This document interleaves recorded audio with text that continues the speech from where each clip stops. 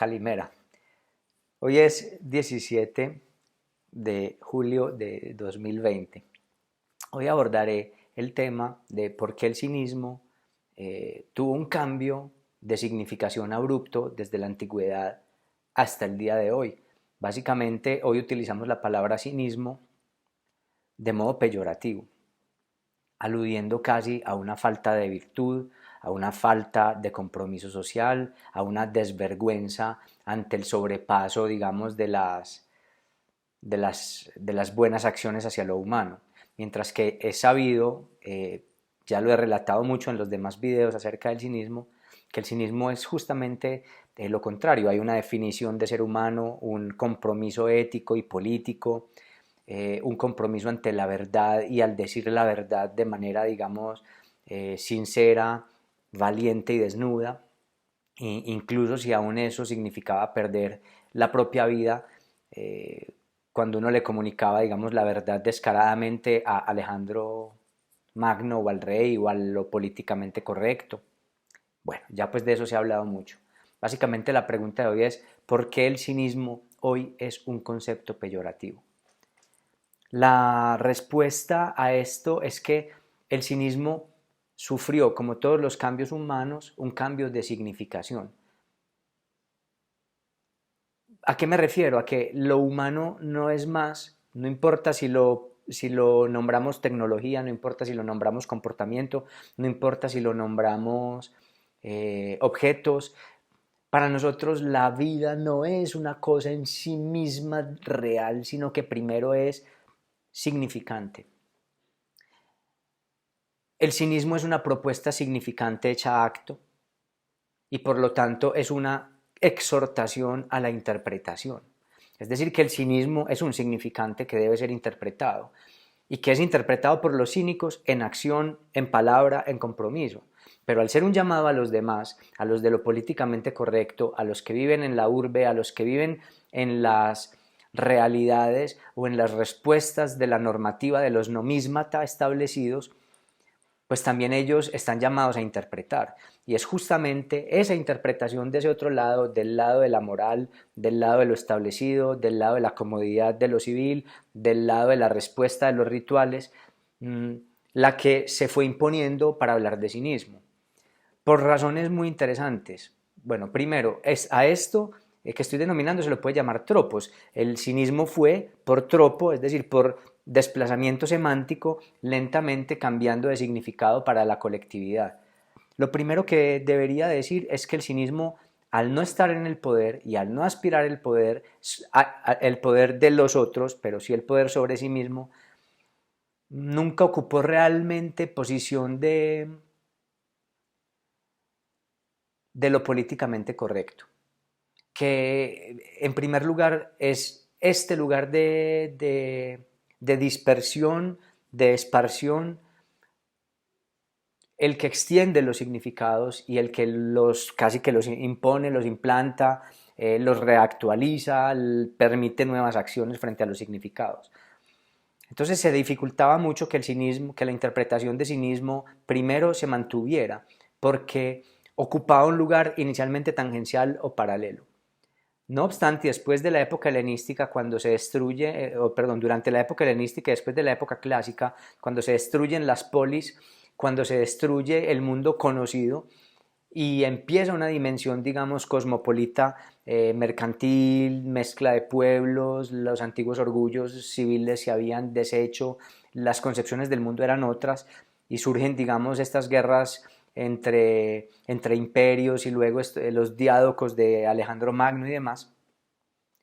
El cinismo se vuelve aceptado popularmente. Se vuelve aceptado porque justamente le permite a cualquiera, más allá de su nacionalidad, una propuesta de sentido, una propuesta de acción, una propuesta de resistencia, una propuesta política.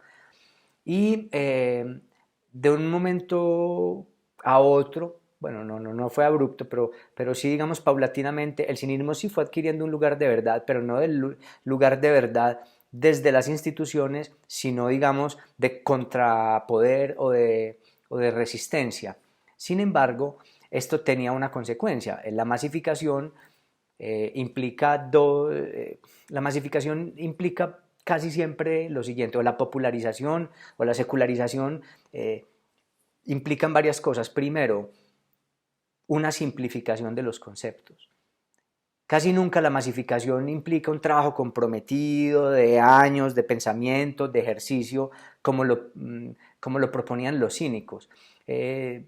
La masificación quiere rapidez en el entendimiento, rapidez en la asunción y explicaciones rápidas, actos fáciles. Entonces, realmente la popularización del cinismo no siempre significó, y de hecho no significó necesariamente, una incorporación filosófica, una meditación filosófica de la verdadera exhortación antropológica que tenía el cinismo. Es decir, que la definición de ser humano del cinismo no era verdaderamente reflexionada. ¿A qué me refiero? A que simplemente se tomaron los aspectos formales o de semblante con los que el cinismo de hecho también peleaba. La gente pensaba que ser cínico era simplemente andar de mendigo, vestido con un manto y un bastón, insultando a toda la gente a diestra y siniestra, pero no había ninguna propuesta antropológica en esos insultos, no era sino sentir que el cinismo brillaba en algún momento histórico y la gente solamente quiere correr tras lo que brilla en algún momento histórico. Ya lo he dicho en varios videos. Incluso cuando definía lo políticamente correcto, yo dije, lo políticamente correcto es básicamente el lugar de lo desiderable, aquello que se pone como significante en un lugar de verdad, de brillo y de fulgor, que se populariza, que se legitima y entonces todo el mundo querrá correr con una interpretación fácil hacia ello. Básicamente lo que estoy queriendo decir es que todo aquello que ocupa un lugar de verdad eh, para, la, para la gran masa se vacía rápidamente de contenido justamente para poder masificarse. El costo de la masificación es la simplificación y el vaciamiento, la ekenosis de contenido. Entonces queda un cascarón. Y eso pasó con el cinismo. El cinismo deja de ser una verdadera propuesta para ser justamente posibilidad de señalamiento de todos los reproches que se le pueden hacer al cínico y que yo traté en videos anteriores, que los convido a que los vean. Por ejemplo, pretexto para delinquir, pretexto para robar, pretexto para insultar, pretexto para tener las miradas sobre sí, pero sin ninguna real propuesta antropológica. Yo diría que estos cínicos superficiales son cínicos de semblante sin la linterna. Recuerden que Diógenes iba con linterna pidiendo un hombre y cada que se le acercaba a alguien decía, aquí estoy, le decía, no, tú no. Es decir, que en últimas Diógenes estaba exhortando a una interpretación de el cinismo, estaba exhortando a una interpretación de ser humano, que es básicamente un ser humano que pueda vivir conforme con la naturaleza y bajo el ejercicio, la asquisis del cinismo. La popularización hizo que la gran mayoría de personas que asumían el cinismo no lo hicieran, digamos, con una meditación y con un ejercicio real. Es decir, que no había linterna, no había una petición hacia el otro, solamente un insulto al otro, un justificar robos, justificar crímenes, desde una posición de poder, desde una posición de verdad que el cinismo había alcanzado en la cultura, cosa que el cinismo clásico de Diógenes, de Antístenes, de Crates, hubieran reprochado. Eso no es un cinismo. Pero esta popularización también asentó la definición justificada de que el cinismo no era sino una rebeldía sin causa, una sinvergüencería, una desfachatez y una incivilidad, o por la incivilidad, una barbarie por la barbarie. Muchos en el Imperio Romano, por ejemplo, en la época helenística, admiraron este nuevo cinismo porque leían las vidas o escuchaban las vidas de Diógenes y creían cuando veían a estos nuevos cínicos que ellos encarnaban realmente esto. Entonces, quienes los admiraban interpretaban la superficialidad del otro desde la profundidad que habían estudiado de los cínicos más antiguos. Y los patrocinaban, los ayudaban, les daban comida y lo que fuere. Por otro lado estaban los que veían la mera superficialidad y los rechazaban. Incluso hubo movimientos de expulsión de cínicos. Varios emperadores romanos mandaron a expulsar filósofos en general, o porque los consideraban peligrosos para el poder, o porque eran una desfachatez para la civilidad romana y para la gravedad romana. Como fuera, esta popularización vacía, este semblante, esta mera formalidad, sin propuesta, sin exhortación a la interpretación, porque justamente quien la encarnaba no había interpretado el cinismo, solamente se había puesto un disfraz, era una especie de cosplay vacío. Es decir, no es sino jugar a ser el personaje sin saber realmente lo que implica éticamente la parresía, el coraje, el ejercicio del cínico. Es un cinismo sin ejercicio, es un cinismo sin coraje, es mera desvergüenza. Cuando llega el cristianismo, y el cristianismo también en los primeros siglos en que todavía no era oficial en el imperio, el cristianismo pues de hecho practicó la mendicidad porque Cristo era pobre, porque los discípulos también eran pobres. Se alió mucho con el cristianismo se alió mucho con el cinismo. Sin embargo, luego cuando el cristianismo se fue asentando como una religión que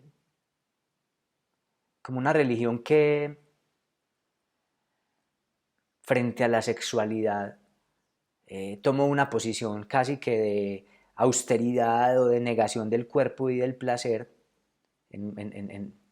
pues, cosa que los cínicos realmente sí sostenían, de masturbarse en público, fornicar en público, como haría la naturaleza. Hay un momento en que el cristianismo toma una posición ante la sexualidad, entonces, pese a que se había aliado con muchas cosas del cinismo, luego le reprocha al cinismo su impudicia, su desvergüenza sexual, sus desfogues ya en la época, digamos, vacía de sentido del cinismo.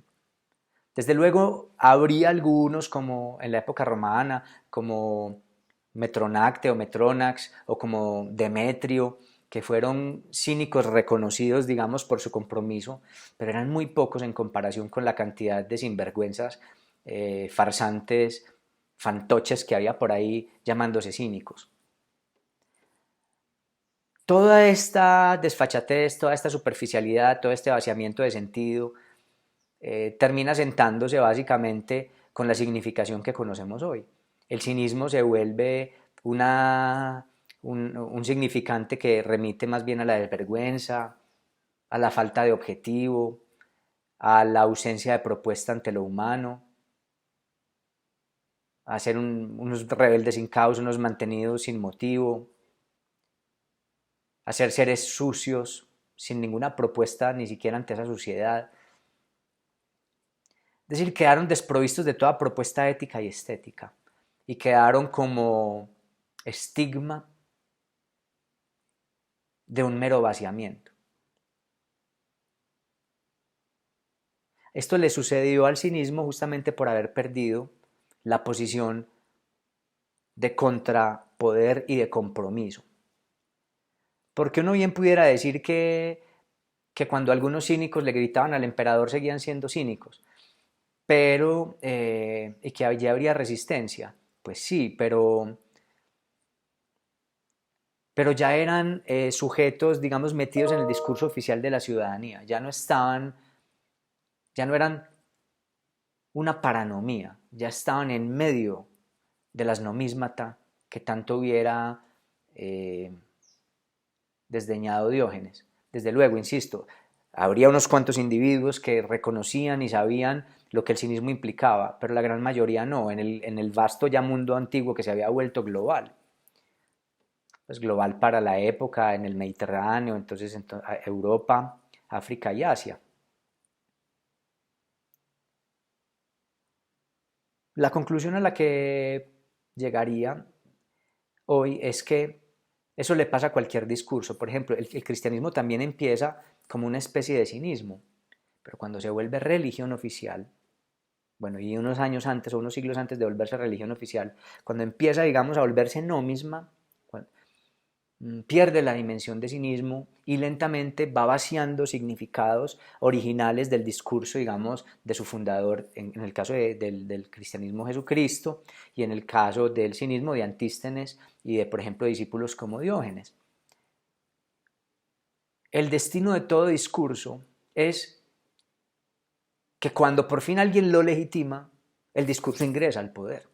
O digamos, piensen en el graffiti. El graffiti empezó siendo un contradiscurso, una denuncia, un rayar las paredes para fear la ciudad, y hoy el graffiti, años después, se vuelve un lugar institucional. Entonces pierde el carácter de contrapoder y de resistencia. Entonces ya hoy las alcaldías, las municipalidades, los estados brindan muros para que haya grafiteros, y ya la palabra grafitero no implica anonimato, sino que el grafitero tiene un estilo, firma su grafiti y pierde, digamos, la condición de resistencia para pasar simplemente a ser lugar vigilado, lugar vigilante, lugar de pompa, lugar de semblante, lugar de formalidades, lugar de vanidades.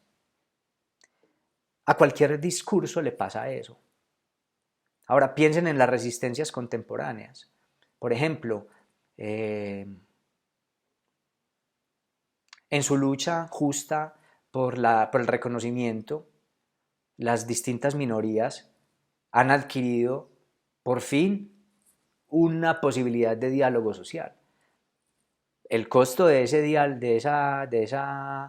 reconocimiento es justamente que se pierde el lugar de denuncia, que eso está muy bien, en el sentido de que pues, no hay que ser relegado o renegado toda la vida, pero el peligro es que cuando por fin hay un reconocimiento dentro de los nomísmata, entonces el mismo discurso se puede volver institución injusta, es decir, se puede volver un Alejandro Magno contra el que hubiera luchado cualquier cínico. Es decir, antes se le reprochaba, digamos, a la Iglesia Católica el lugar, antes quiero decir hasta hace poco, se le reprochaba a la Iglesia Católica, digamos, el lugar de la Inquisición por quemar brujas, pero hoy ese lugar quizás lo estén ocupando otros. Es decir, ¿quién ocupa el lugar de Inquisición o de nomisma? Aquel que está en el lugar de rey, metafóricamente hablando, de Alejandro Magno, metafóricamente hablando, en el lugar de determinar qué es lo políticamente correcto. Y allí, apenas se popularizan las metáforas por haberlas reconocido, el discurso se vacía de significado. Se dan tergiversaciones, se dan significaciones fáciles y sobre todo siempre son posibilidades para que alguien acceda a los poderes, a los semblantes vacíos de significado y sobre todo a posibilidades de tiranía. Hasta los discursos como el del cínico, discursos amorosos como el cristianismo o discursos justos como las de las minorías pueden llegar a vaciarse de significado para alcanzar un lugar tiránico contra el que otro cinismo debe emerger. Lastimosamente, el destino de todo discurso es ser aceptado, como el de las metáforas. Todas las metáforas surgen como un acontecimiento novedoso. El que por primera vez dijo atormentarse, a mí eso me parece, es que uno reflexionar sobre los conceptos a mí me parece genial. El que por primera vez dijo atormentarse, ¿en qué estaba pensando? En tormenta, en la tormenta. ¿Qué es atormentarse? Es tener una tormenta dentro, pero imagínense lo que implica una tormenta, es una nube negra que amenaza, que oculta el sol, el día se oscurece, el ambiente se electriza. Estar atormentado es llevar en sí o consigo una tormenta. El primero que dijo eso fue un gran poeta. El primero que lo concibió, no sabemos quién fue. El primero que concibió el estado que nosotros entendemos, el estado psíquico, que ya nada tiene que ver con la lluvia. Y de hecho la lluvia no implica tristeza, el ocultamiento del sol. De hecho el sol no está oculto, el sol sigue donde está.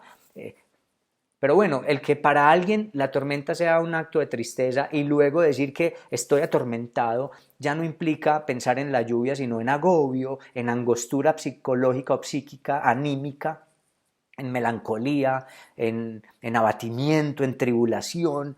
Eso es un acto genial poético. Entonces, todas las metáforas inicialmente son un acto fantástico, un acontecimiento que rompe las otras metáforas, son una, como diría Paul Ricoeur, una inclusión de un nuevo significado al entramado del discurso.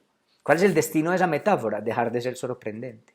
Cuando todo el mundo la coge porque fue sorprendente, se le vacía el significado y la sorpresa y todos decimos, pues todos no, yo no sé ya qué tanto se use el verbo atormentar, pero ay, es que estoy atormentado con tal cosa. Y la usamos ya sin la sorpresa y sin el pensamiento de lo que la palabra implica. Pues lo mismo le pasa a los discursos. Fueron mágicos, fueron sorprendentes, fueron ingeniosos, pero cuando por fin todo el mundo, digamos, entiende ese ingenio y lo asume, pierden el carácter de sorpresivo, pierden el carácter de nuevo sentido y se vuelven sentido habitual. Allí es donde yo entiendo a Borges cuando dice que habitamos metáforas que hemos olvidado que lo son, o habitamos metáforas muertas, ¿cierto? Y eso le pasa a los discursos. El destino de toda aceptación es la popularización, y la popularización es siempre vaciamiento de sentido, es democratización, es que como ya todo el mundo lo ha asumido, lo ha entendido y lo tiene por común, entonces deja de ser raro, deja de producir los efectos de sentido que tenía. Es decir, que hasta el cinismo necesita su cinismo en algún momento. El discurso de las minorías, en muy poco, es que en muy poco no, ya necesita de un cinismo. El mundo contemporáneo y sus tiranías, que están justificadas algunas, necesitan de un cinismo. Porque cada época llega con sus nomísmata a decir esto es verdad, esto es lo deseable y se vuelve lo políticamente correcto. Por eso, el modo de resistencia clásico es siempre reír. ¿Cuál es el cinismo contemporáneo? Hasta que se vuelva aceptado como lugar de poder. Por ejemplo, la parodia, la mofa, el sarcasmo en los memes. Pero de eso pudiera hablar en otra oportunidad. Bueno, muchas gracias por haber aceptado la invitación de ver este video. Los convido a que si les gustó, miren los demás acerca del cinismo. Aftaizan, naste kalá, ευχαριστώ στους ακολουθείτε τα βίντεό μου, naste kalá, καληνύχτα σας, ya.